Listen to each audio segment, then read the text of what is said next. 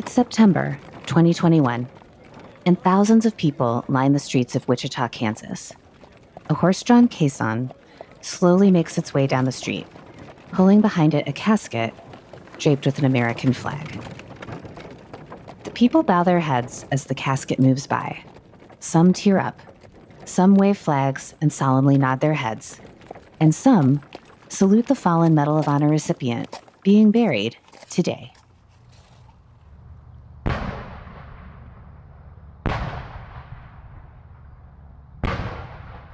The horses stop in front of a small church. Soldiers slowly lift the casket from the caisson and stand in place, while other soldiers perform a 21-gun salute.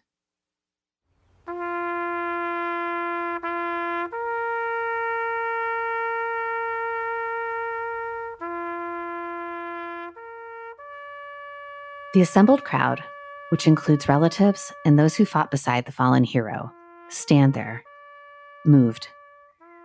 They watch as the casket is slowly carried into the church, his final resting spot. It is a stirring ceremony, one of thousands that are performed across the country every year.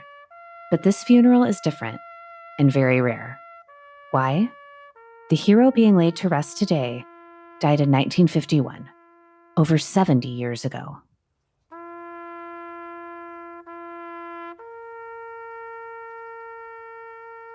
Father Emil Kapaun took part in both World War II and in the Korean War, saving the lives of countless men and receiving a posthumous Medal of Honor for those feats. Unfortunately, he died while imprisoned in a POW camp, and his remains were lost. His family, friends, and fellow soldiers were never able to say a proper farewell to the man they called Padre. Until the Defense POW MIA Accounting Agency, or DPAA, were able to find his remains.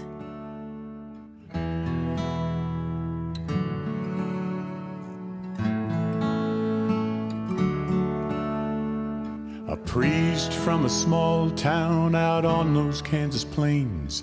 To the soldiers who walked beside him, they would never forget his name. The organization, a part of the Department of Defense, consists of researchers, field workers, and anthropologists who spend every minute working to locate and identify the remains of American soldiers lost overseas.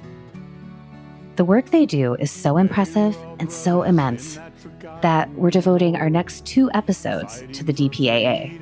We sit down with 4 individuals, a relative of Father Kapaun, 2 researchers who helped to bring him home, and another researcher who similarly helped to bring home Lieutenant Fred Brewer of the fabled Tuskegee Airmen. They've each played unique roles, but at their core, they all have one simple mission. Someday we'll be home at last. Smell supper cooking on the stove. No matter what, if something happens to you, even 80 years later, we will continue to look for you. It is something we do here. I think that we owe our society today, the way that we are able to live our lives, to these people who sacrificed everything for their country. And I think that making sure that we honor them and we don't forget them is part of our responsibility as Americans. I'm going home. It'll leave you speechless. It'll have you crying for what they're doing to try to bring some closure to families, and painstaking efforts they do is just incredible. I see family and friends I love and know. He was teary, and I was teary that the identification took place, because so many people went into making that happen. Boys, I'm finally going home at last.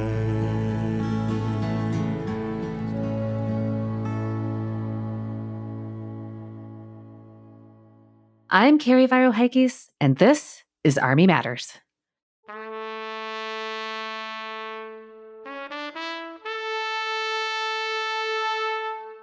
Our hosts first sat down with Ray Kapaun, who talked to them about the heroism of his uncle, Father Emil Kapaun, and how Ray and his family had given up all hope that the POW's remains would ever be found. First off, Ray, please introduce yourself. My name is Raymond Emil Kapaun. I'm from Whidbey Island, Washington. Father Emil Kapaun is my uncle. Ray, we're so happy that you're on the show. So Father Kapaun was a war hero. Can you tell us a little bit more about him?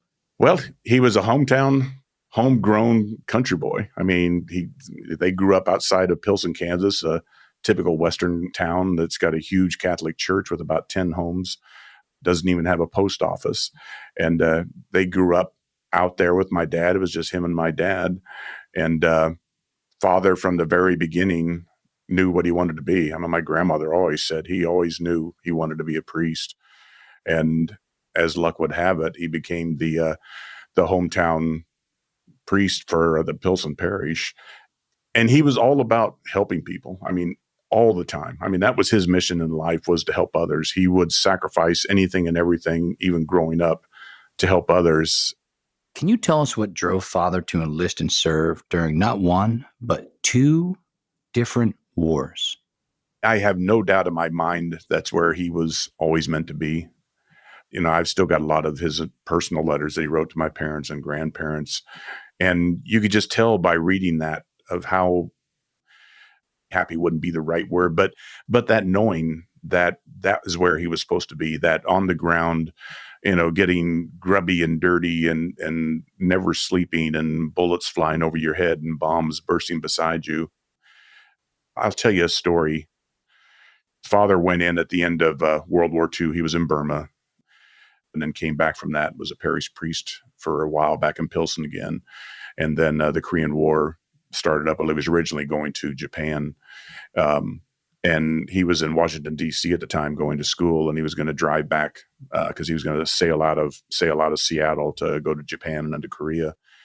And he drove back and went through Kansas and stopped and saw his parents and my dad. And he pulled my dad aside and he said, don't tell mom and dad. He said, I don't think I'm coming back from this one. And dad was shocked. He's like, well, what do you mean? Don't talk like that. He goes, no, I'm not telling you that to make you feel bad or that I feel bad. He goes, I don't think I'm coming back from this one. He said, I just wanted to let you know. Wow. I mean, and then he still wanted to go. And while there, he exhibited incredible bravery throughout the war. Can you tell us about his actions that eventually led to him earning the Congressional Medal of Honor? I mean, nothing ever stopped him. I mean, there'd be bombs flying overhead and bullets flying everywhere. It was nothing for him to be running out onto the battlefield, jumping out of all the foxholes to drag a wounded fellow back. He was awarded the Medal of Honor because of what he did for Herb Miller. And Herb Miller ended up being a soldier who was in the group with Father. And Herb's ankle had gotten shot and he couldn't walk. And he was actually had pulled a dead soldier on top of him, just trying to cover up, because everybody knew at that time that the North Koreans weren't taking prisoners. If you were wounded whatsoever, there was, you were going to be killed. There was no prisoners taken. At that point, they had already been captured, and Father was being held, and they found Herb was still alive, and one of the South Korean soldiers had pointed a gun to Herb's head, and Father pushed away the guard that was holding him and walked over to where Herb was at and pulled him away. And that was his bravery. He never thought about himself. It was always everyone else. I've sat on the Medal of Honor board. You have to prove without a doubt, it's not the benefit of the doubt, without a doubt that the bravery occurred. And there must be witnesses, right? So it's not something that is easy to prove. And I also want to point out for our listeners, when we say the word non-combatant, we don't want to get lost in translation there for our non-military listeners. But for a chaplain, that means he or she does not carry a weapon on the battlefield, right? So this is a person that's there to help the soldiers achieve their mission by giving them spiritual faith. They're in combat, but they're not allowed to carry a weapon, which is incredible. So he's running around the battlefield with all the bullets flying with no weapon. So, but talk about some of the stuff he did in the POW camp beyond what was cited in his Medal of Honor. Ray, can you do that for us? Yes, absolutely. I mean, the POWs always all called him the good thief. After they had been captured, they were marched about 60 miles, stopping at several places along the way that would get bombed out and they'd have to move again. But it was about a 60-mile walk altogether. And it ended up being the coldest winter that Korea had ever seen. They were definitely being starved to death. All they got was basically, they call it mullet, but basically it's just bird seed. And everybody was freezing to death. When they'd sleep at night, they'd all be in one room and they'd all sleep like firewood stacked up with each other. The only way they could stay warm. And Father, he would actually sneak out of the camp to find some kind of food, just bring some flour back or just something that they had something a little bit better to eat than what they were given in the camp. Yeah. He would sneak out of his camp and go into the other camps to say rosary with the guys and say prayers with the guys and kind of help cheer them up. Yeah. And from what I've read, it seemed like even though he was a prisoner of war, he was revered by his comrades, but feared by the guards. Is that correct? The men loved him. Mm-hmm. I mean, they would have followed him off the end of the earth. They knew that he was the one that kept them alive. I mean, when you look at the records, his camp had the highest survival rate of any of the other camps, and they all attributed it to him for lifting their spirits up. He always made it a better day for them. Wow. And then, unfortunately, Father Emil Kapaun succumbed to his wounds and exposure of the prison camp, and he died. Can you tell us about that, Ray? Yeah, he had gotten injured and had blood clot in his leg. And then he had ended up getting pneumonia during that time. And the guys started taking care of him, started helping him, which Father kept refusing because, like I said, he was all about helping others and didn't really want assistance. But it was to the point where they knew he wasn't going to survive unless they did anything. And they had what the North Koreans called the hospital, but it really all it was a death house. I mean, anybody who went there never came out. Yeah. And they saw their chance with Father being sick and not doing well, that they came in and said, well, we're going to take him to the hospital. And all the POWs started pushing back and we're going to fight. And Father's like, no, you're not, you need to let me go. Nobody else needs to die because of me. And, they ended up taking him away to the hospital where he didn't last very long, but passed away while he was in the hospital. So, Ray, I know this was really difficult, but how did Father Kapaun's death affect his family back home? My grandmother never gave up hope that they were going to find Father. You know, she wouldn't believe for a long time that Father had died. Of course, for quite a few years, word really hadn't even gotten out that he had died. It was just he was a POW, and that's as far as it went. And then when they got confirmation that he had died in the camp, she just wouldn't believe it. And then she was going to go over, and once they finally convinced her, yes, he's not alive, then she wanted to go to North Korea and bring him back home. And the local priest is like, no, you can't do that. So it was all those years of his mother never giving up hope that basically brought him back home.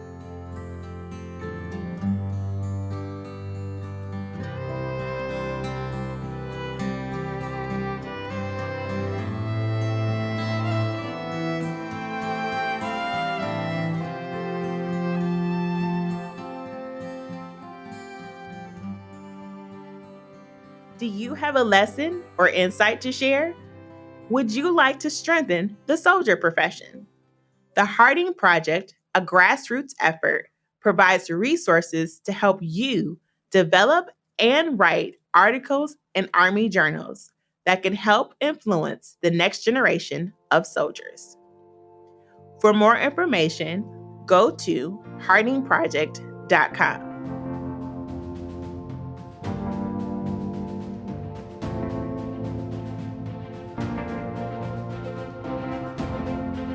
Have you purchased your AUSA swag yet? Be proud to show your support for AUSA, which in turn shows your support for the U.S. Army and our soldiers. Check out all AUSA swag at shop.ausa.org.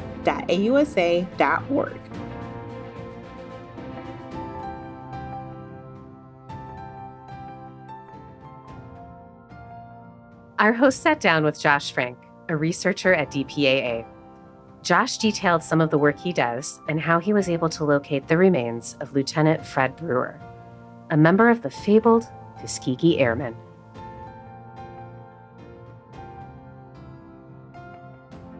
Josh, please introduce yourself and tell us what you do at DPAA.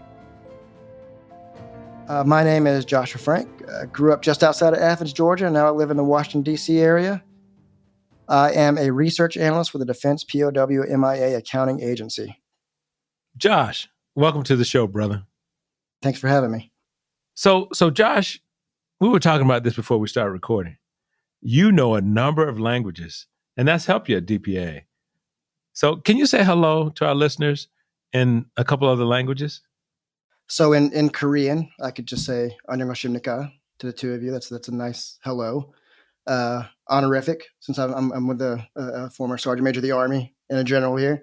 And in Vietnamese, you could say ciao or xin ciao. Xin ciao. Okay. Nice. Good. Now, before you served with the DPAA, you were actually in the Army. What did you do, and how did you transition from that to the DPAA? I was a signals intelligence analyst. Okay. With a language identifier. So joined the Army right out of high school in 98, went to Monterey to the Defense Language Institute for Korean for about a year and a half. Mm-hmm. Went to AIT in Texas, and then I went straight to Korea and stayed in Korea for a long time. Left Korea, came back to DC to Fort Belvoir, working for the Intelligence Security Command. Okay. Was about to get out of the Army. Mm-hmm. And I think every soldier has a story about a sergeant major who did not want them to get out of the Army. I had a really good sergeant major. Maureen Johnson was the command sergeant major of the Intelligence Security Command. She came to me and said, "Hey, they're looking for somebody who can take Vietnamese and graduate on the first try to go to the Joint POW MIA Accounting Command, our predecessor agency, to go there to look for missing people in Vietnam. I thought about you. Do you want to do it?" When I was at AIT, I had a platoon sergeant and had worked for the very first version of DPAA, the Joint Task Force Full Accounting. I remember being a really young soldier and thinking, that's a really cool job. How do you get that? And then 8 years later, it's staring me in the face. I've got an opportunity to go do it. So I jumped on it, re-enlisted. And once you get the first ID, just to be even the smallest part of it, you don't even have to be the one that goes out. The mission just grabs you. And I realized right away that I didn't want to do anything else. So even though I was over halfway to retirement, but I found what I felt like was my calling. So I got out and became a civilian. All right. So what's an average day look like at DPAA for you? So it all begins with historical and archival work, trying to find information about the men who are missing. So we have our list of around 83,000 men who are missing from World War II to today. Now say that number again, 83,000? Around 83,000 missing. Wow. Yes, sir. Dan, did you know that? I didn't know it was that high. Wow. Yeah. So our office is in DC, at least for the Europe section. Our office is in DC. So we're able to just go to the National Archives or to the Library of Congress, or Carlisle Barracks up there has an Army archive. Try to get our hands on all of the World War II era military records we can get our hands on that might give us some clues. So we're talking missing aircrew reports for Army Air Force's losses. We're talking after action reports and operational reports, G3 journals from wartime, day by day map overlays, the original maps. We're trying to get our hands on everything that we can to put all the information together about where a missing man might be that we can go look. Okay. That's step one. And then we've used that to build these large swaths of geospatial databases where we can look at maps and have a map of where we think, for example, where our best idea of where all the planes during World War II crashed. Okay. And then compare that to information that we've gotten from other sources. Okay. So you get to that point, you have an idea of maybe where you want to look. Is the person maybe buried as an unknown? Is it a crash site we want to go look for? Is there a battlefield we might want to go do some work on? And then planning mission. So this morning I was planning a mission to Croatia. So what does an investigation mission look like and all the planning that goes into it versus then going to the field? So it's never boring. It changes a lot day by day. Now, Josh, in this episode, we're talking about two service members that your organization helped to bring home. We've already talked about Father Emil Kapaun, and we want your story about the role you played in finding Lieutenant Fred Brewer. Can you tell us a little bit more about him?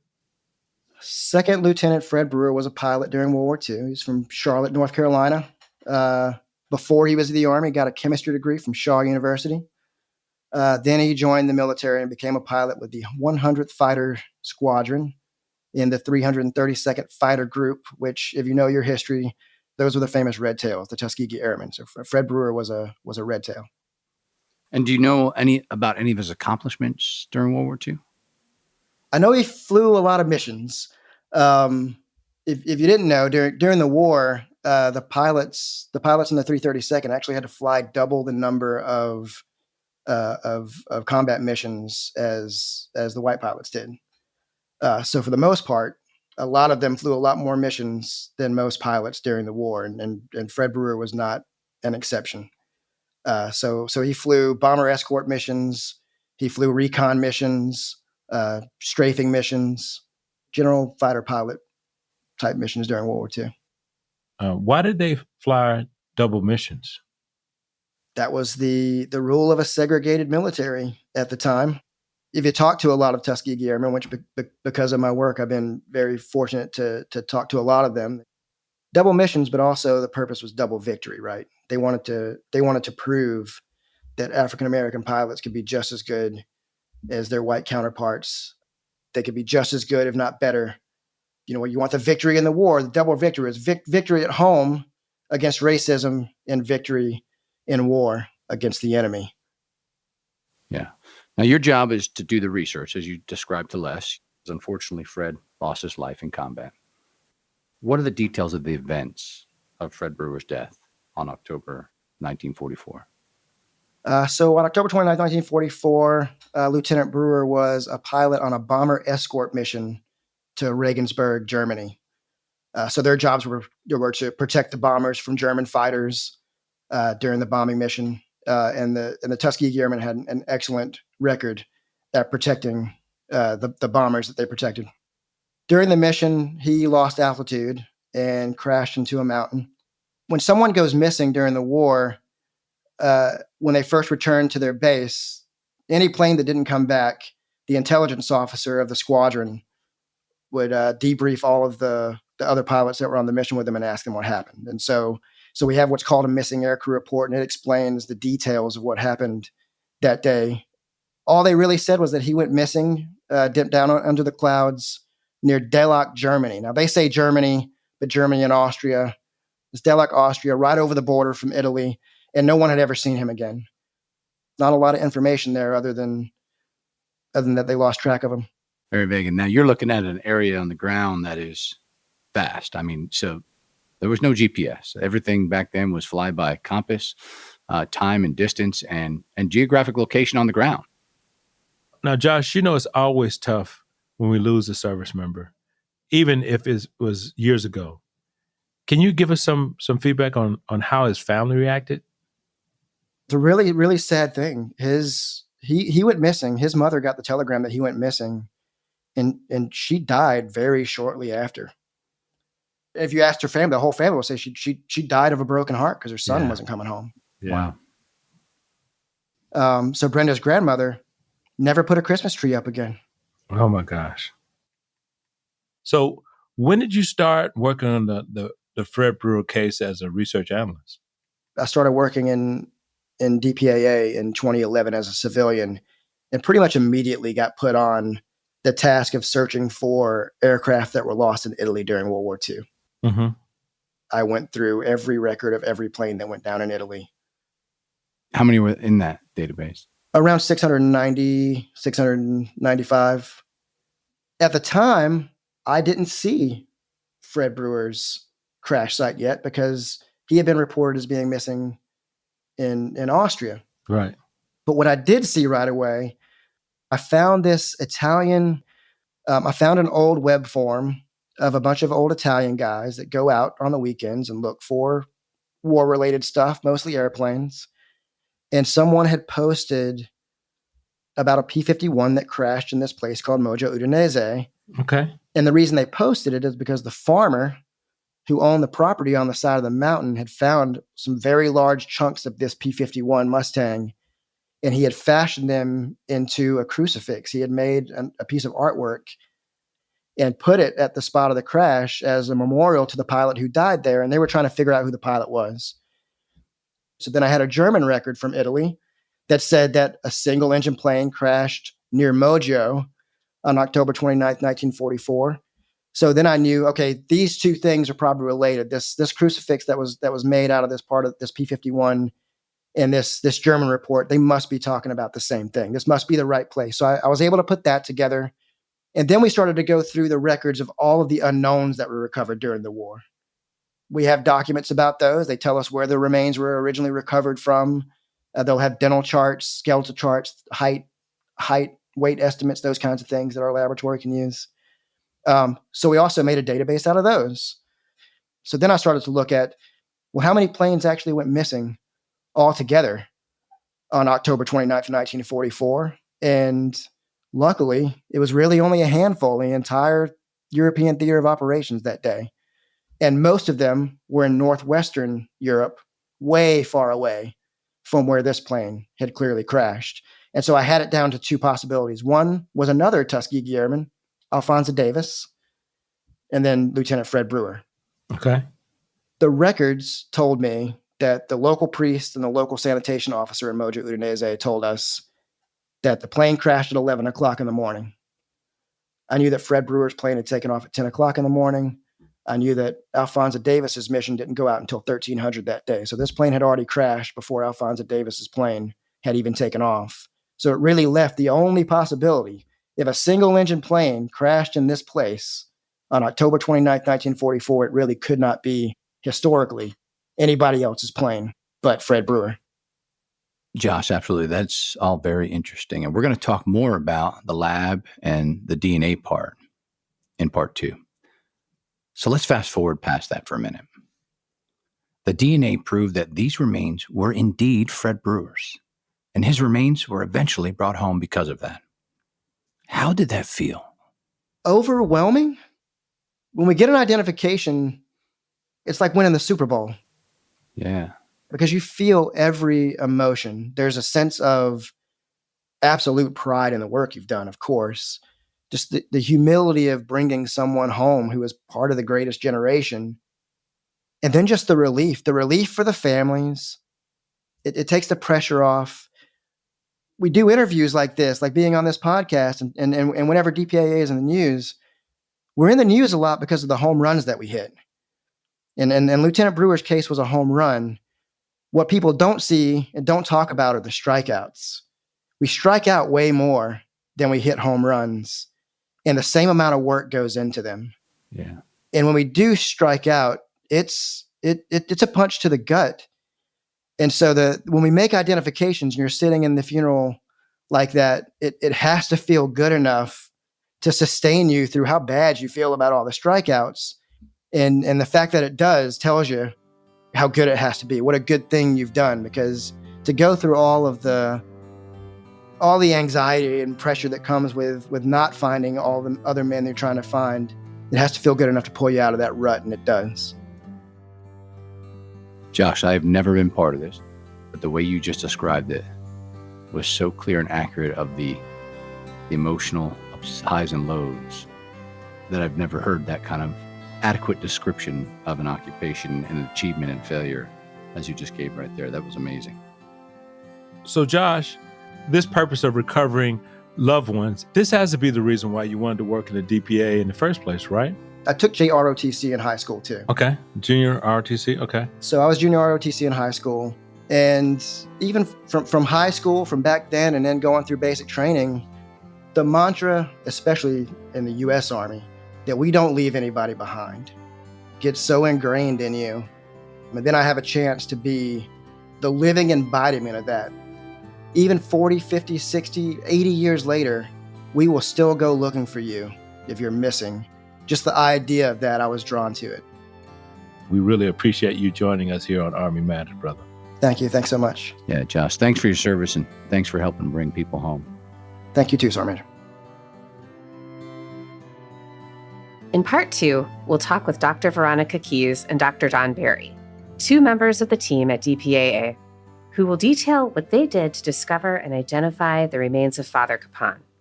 And then we'll talk to Ray again about the importance of bringing a family member home.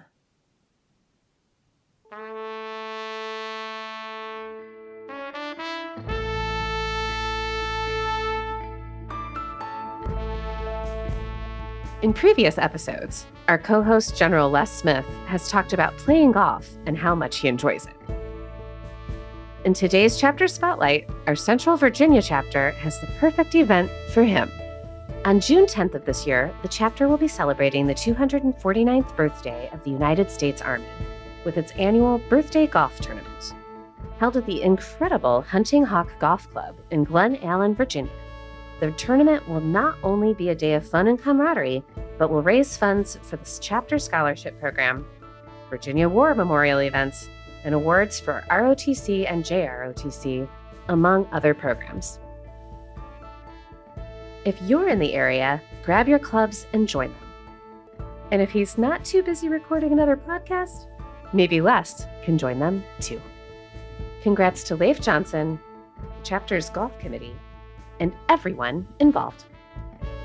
4.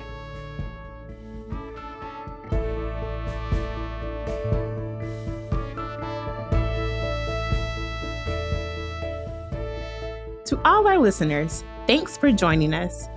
Army Matters is brought to you by the Association of the United States Army, the U.S. Army's professional association, member-supported, Army-connected.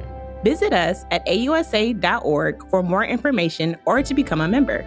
Your membership helps AUSA continue to carry out its mission, educate, inform, and connect with the total Army, our industry partners, and supporters of a strong national defense.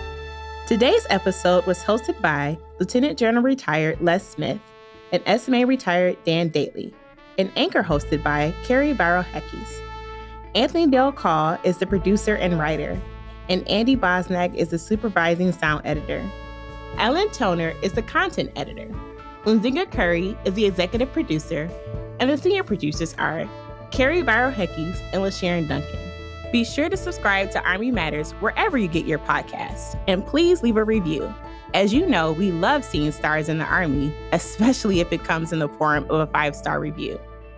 AUSA's Army Matters podcast can also be heard on Reach Across America Radio on Monday at 8 p.m. Eastern, on the iHeartRadio app, the Odyssey app, and the TuneIn app with the search of the word Reef. AUSA's Army Matters podcast primary purpose is to entertain. The podcast does not constitute advice or services. While guests are invited to listen, listeners, please note that you're not being provided professional advice from the podcast or the guest. The views and opinions of our guests do not necessarily reflect the views of AUSA. For questions or to provide topic recommendations, email us at podcast@ausa.org. I'm LaSharon Duncan. Hope you have a great Army Day. Hooah!